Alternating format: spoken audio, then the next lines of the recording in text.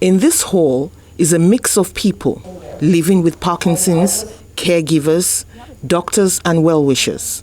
The meeting begins with a description of the man for whom the Adewunmi Desalu Parkinson's Foundation, ADPF, was formed after his valiant fight with the disease.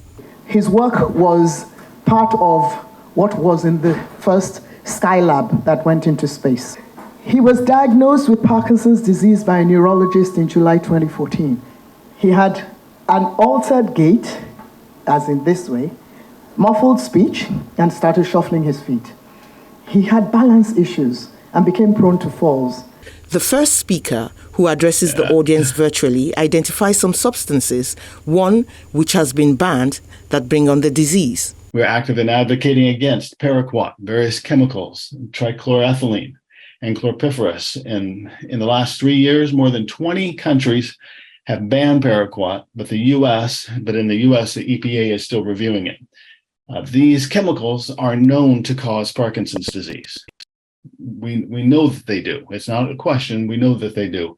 The main speaker at the event gives an idea of how prevalent Parkinson's is in Nigeria and some of its features. As of 2016, the observed prevalence of Parkinson's disease was between 7 over 100,000 to, that is in Ethiopia, to 67 per 100,000 in Nigeria. I give you an example, like patient with arrhythmias, hypertension, today, hypertension tomorrow, today bradycardia, meaning low pulse rate, and then you have fluctuating, vital signs. Now, patient can actually have, like I said, increased sweating, and then that can actually lead to severe dehydration in some cases.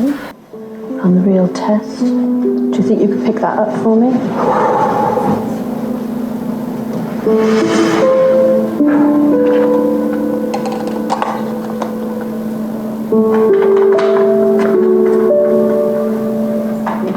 The audience also gets a peek at a groundbreaking treatment technique called deep brain stimulation.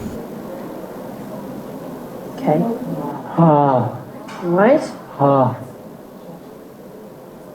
That's it. Does that feel better? That feels good. Should we try and do these assessments again?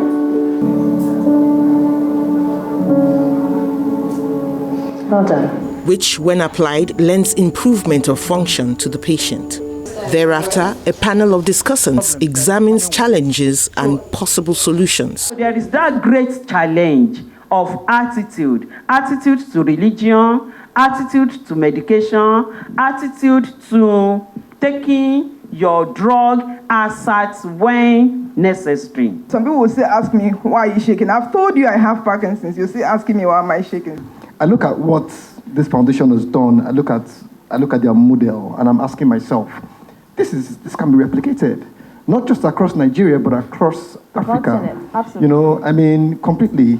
It just boils down to a case of looking at the business model and making sure that it is sustainable. So it is on this that I would say to ADPF, let's have a conversation. Absolutely.